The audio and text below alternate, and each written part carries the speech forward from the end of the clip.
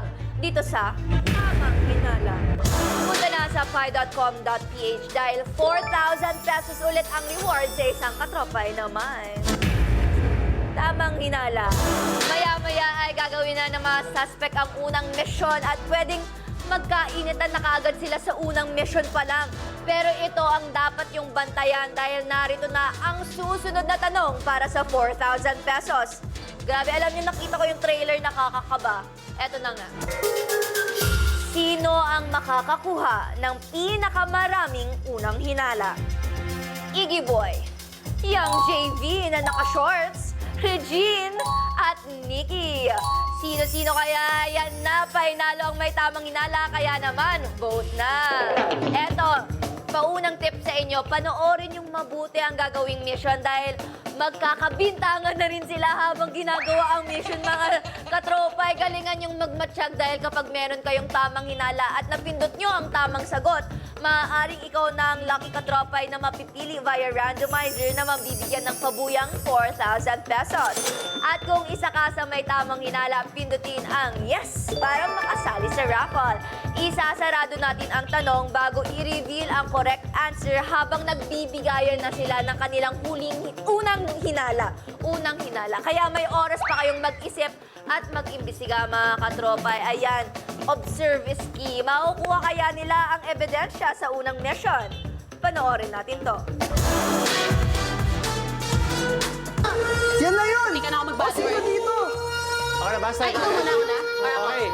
Ako muna dito ka. Ah, sige. Ayun na nga.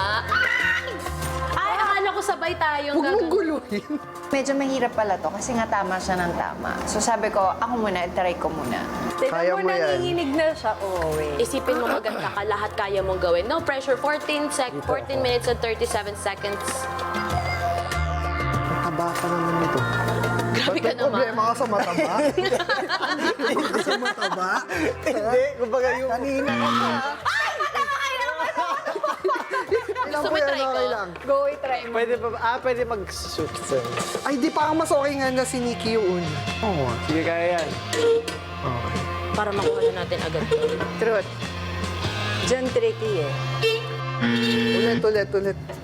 Dapat ba lahat tayo? Oo. Pwede ba dalawang tao lang gumawa? Hindi. Lahat. Ito yung tricky part. Walang hihinga. Kapag na-shoot ko to, ibig sabihin, magkaka-baby na ako. Oo. I-twist mo. Huwag kang mag mo ako uutusan, EJ boy. Nagpo. Huwag ka. Diba?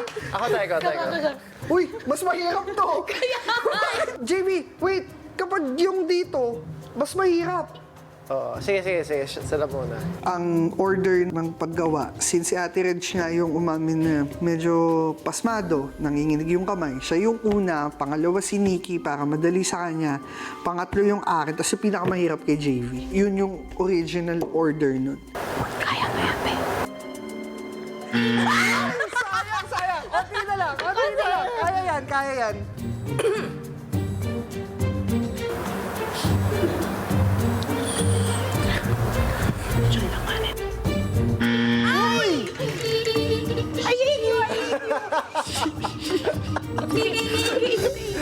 Noong unang round, hindi ko pa matansya. Kasi parang lahat gusto lang talaga pa maglaro. Hirap pa magtansya kung sino yung salarin.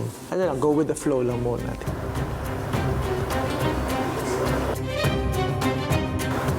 Dapat kailangan ko masala yan. Uy! Konti na lang! Hindi. Agoy, good Kaya try na yun. lang. I-try na. Hindi ako. Hindi, sige. Ako? Okay. Okay. Oo, ready ba? Na, ano? Hindi ko alam, try natin. Sumitry. Try. Ang hirap niya. Kanina, Ano na? Feeling ko mas madali to. Mukha lang complicated. Although, yung part na to yung medyo tricky.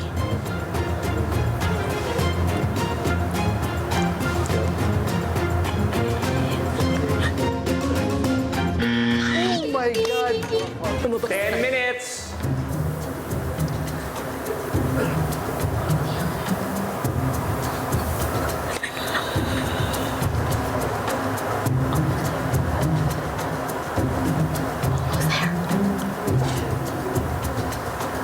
Okay! Yun! Isa. Para lang mabigyan ng boost yung kami. Ako na yung umuna para maka-forward man kami kahit papano. Okay na. My turn. It's my turn Kaya to natin shine. yan.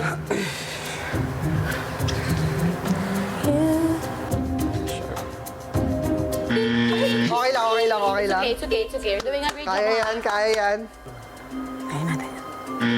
Uy, oh, it's fine. I-coach namin na steady. Up. Eh,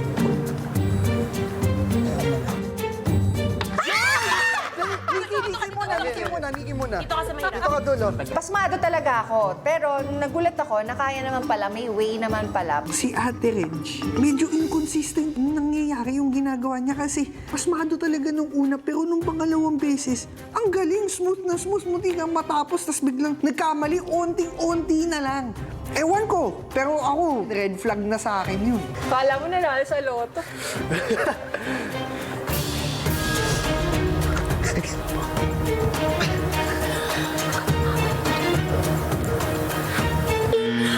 Okay lang yan. Ilang minutes na? 7? Kaya yan? May time tayo. Yeah. O, nakaka-pressure siya kasi ang dami rin niyang pasikot-sikot. Okay lang yan. Ingay mo. Okay. Okay lang yan. Samatay ka dyan. Bisa mo, pahinga nga muna. Sige.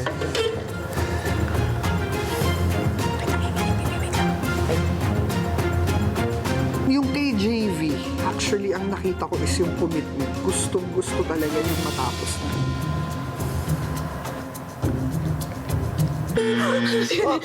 Okay lang yan. Sorry, mapapahag pa ako kayang JV. Wait lang, bigay. Nanginginig. Sorry. No pressure, go with the flow. Saan ako dinadala ng wire, minay-make sure ko na yun din yung motion ko. Yan. Spin mo konti. Spin mo pa. Yan. Flat, baba. Yan. Ba. Yun! Ito na, Nikki. Kaya mo yan. Nag-work. May tiwala kami sa'yo. 5 minutes. 5 minutes. Kung ganito siya, mag-ganon ka din. Nag-work siya. Okay lang yan. Take your time din. Take your time. Pressure ako, oh my gosh. Wait lang. Sige lang. Huwag mo siyang tignan. Baka napipresyo. Huwag mong tignan. Ang hirap pala pag ikaw nalang walang ambag sa grupo, no? Okay lang. Sige lang. Uy, napafrustrate na ako, my gosh. Konti lang yan. Dali, may oras pa. Mahaba pa oras. Mas lalo ako na-pressure kasi nung last part, ako na lang yung kumbaga walang ambag sa grupo. So, sobra yung pressure sa akin nun. Maganda yung strategy. Uy! Usog pero usog. One more time. Nanginginig talaga siya. Bilisan mo, Nikki. Unti na lang. Kaya mo yan. Kaya natin to. Bawi sa'yo.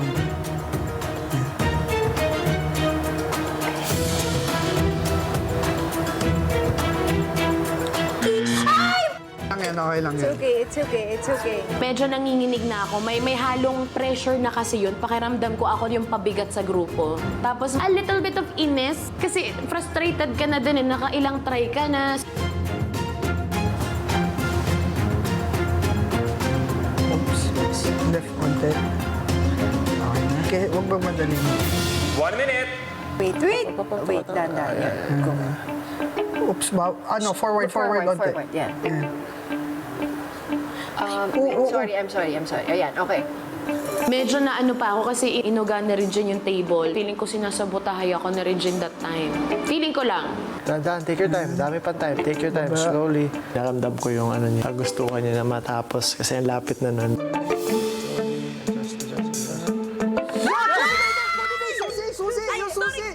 Susi! Yun.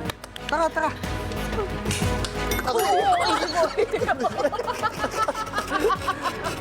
Ayan. Santa Rosa, Laguna. Sino mga taga-South dito? Wala akong idea, to be honest. Kasi hindi ko alam kung taga saan sila. No idea ko eh. So medyo hindi pa clear ang lahat. Ay, good job! guys. Boy, sorry, nagtagal. Diyos ko, paiyak na talaga ako. Sa taga Santa Rosa, Laguna yung suspect. Ang lakas talaga ng kutob ko si JV yun eh. Kasi nang nakita namin yung map, tumingin siya eh. Mini-make sure niya na, teka lang, may makakahalata ba sa akin dito? Hindi ako, taga-Calabarzon din naman ako, pero Rizal ako eh. Ako, Borongan ako. Taga-Cainta, Borongan. Samar. Ako, Las Piñas. Las Piñas, South. Kasi si Regine sabi niya, Las Piñas ako eh. So parang, may chance. Malay mo yung asawa niya taga Santa Rosa, Laguna. Ikaw, Pasig ako eh. Pasig. Biglang nagpasig. Alam mo, yung mga usually, mga nakakapag-abroad usually taga South yun. Bakit naman? Gabi ka naman ng stereotype. Bakit yung summer South din naman yun? Kayo Yeah, naman? South Affected lahat kayo. Ibig sabihin, kabisado niya yung Santa Rosa. Ganun ba yun? Kasi di ba para makapaggawa ka ng mapa, ibig sabihin kabisado mo yung daan. Saan ba kayo nag-aral nung mga bata kayo? Sa Cainta. Ako, Ikaw. Borongan. Ikaw. Saan yung Borongan? Iloilo ako eh. Dito na ako nag-college eh. Sa College na dito na ako. Adamson. Ikaw, B. College? Elementary. Teresa ko ba? Holy Spirit. Sa sino? Taga Laguna. So, yun yung next clue natin, taga Laguna. Okay na. Tara! Wala po kaming ginagawang masama. Good job. I'm so proud of us.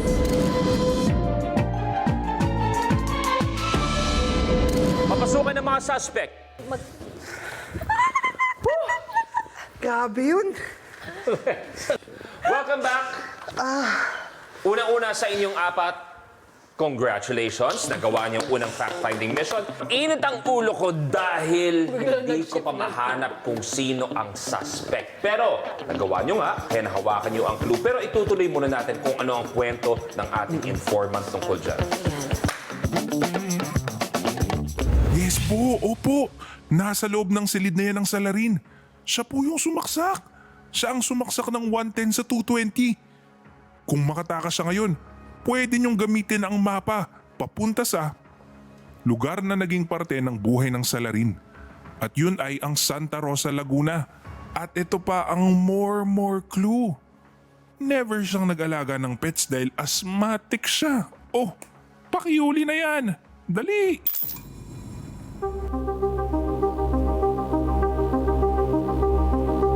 Yun ang unang clue. Ikaw ba, Iggy Boy? Naging importante ba sa'yo at ang Santa Rosa, Laguna? May kaibigan ako na taga Santa Rosa.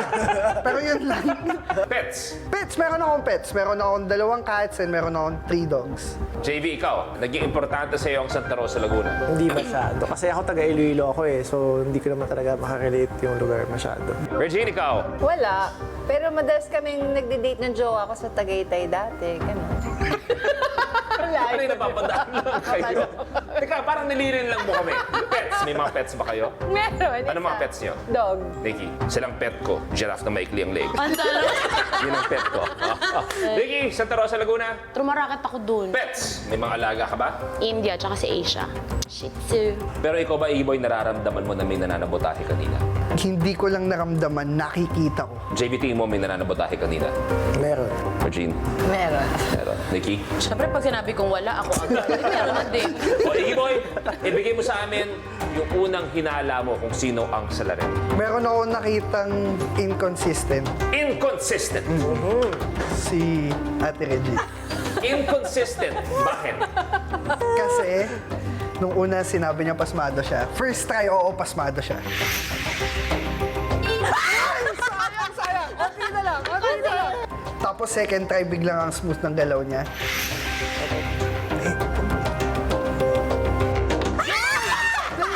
Tapos third try, pasmado siya. Tapos fourth try, smooth ulit. Tapos, nung malapit na matapos si Nikki, alam na medyo unstable yung table, humawak. I'm sorry. Ayan, okay.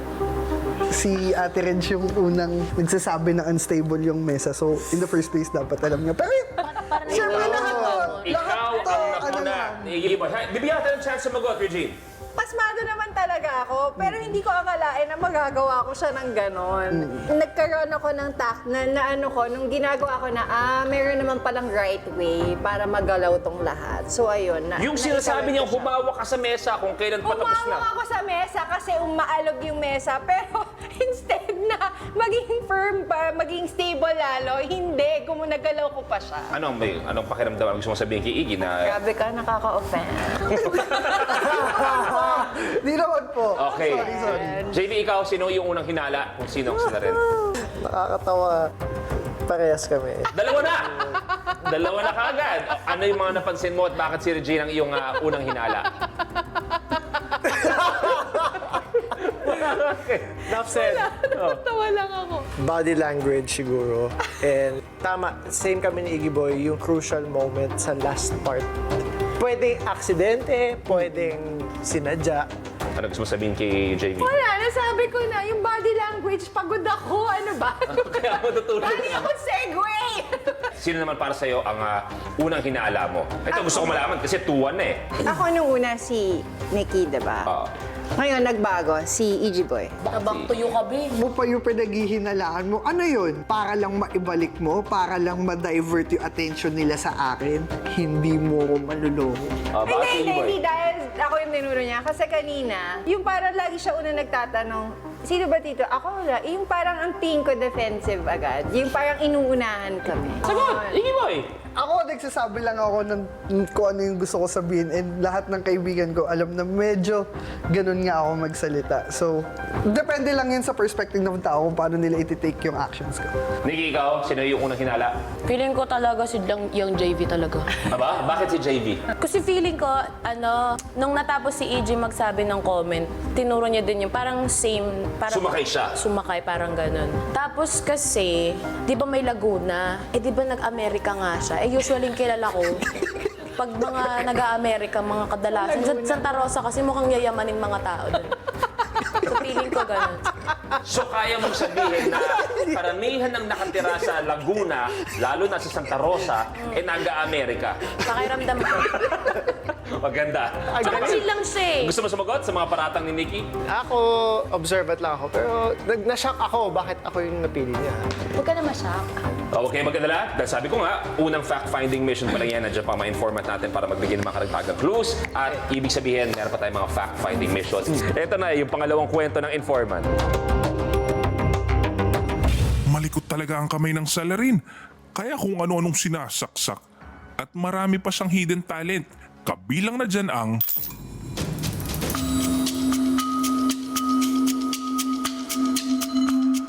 Hidden talent. Ito yung pag kunwari nakuha niyo ang fact-finding mission na ito, madaling malaman na mapagtanto kung sino nga ba ang hinahanap natin na sila rin. At para matuloy niya ang kwento niya, ibig sabihin, itutuloy natin sa isang fact-finding mission. At ito yun.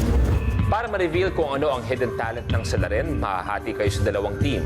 Ang isang miyembro ng bawat team ay kailangan mag-Jack and Poy. Ang mananalong team sa Jack and Poy ang maghahagis ng dart. Kailangan niyang asintahin ang kulay ng post-it na assigned sa kanilang team. Bawat team ay may 6 na post-it na dapat asintahin at sa likod ng mga ito ay may password na kailangang buuin. At reminder, kapag nalagyan ng dart ang post-it ng kalaban, sa kalaban mapupunta ang post na iyon o puntos ng kalaban iyon. Ang pares na unang makakapagbuo ng password at makakapagbukas ng tablet ang makakakita ng ebidensya.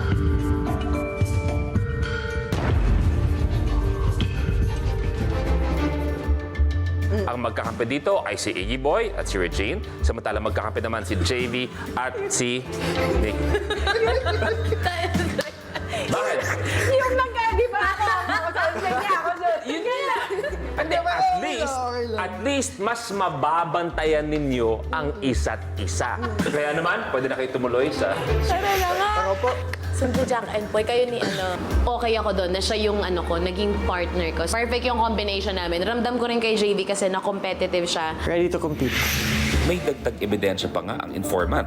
Kaya ang suspects, tila mas naguguluhan kung sino ang kanilang unang hinala. Naguluhan din kaya o mas naliwanagan ang ating mga katropay kung sino ang kanilang suspects? Special Agent Karina, sino nga bang unang hinala nila? Mukhang magiging exciting ang susunod na mission. Pero sino kaya sa inyo mga katropa ay ang magiging mas excited dahil may chance magkaroon ng 4,000 pesos tonight. I-reveal na natin kung tama ba ang inyong hinala. Again, ang tanong, sino ang makakakuha ng pinakamaraming unang hinala? At ang sagot ay si Regine! Si Ate Regine ang pinagbibintangan ni na Iggy Boy at Young JV. Ang hinala naman ni Regine ay si Iggy Boy at kay Nikki naman ay si Young JV.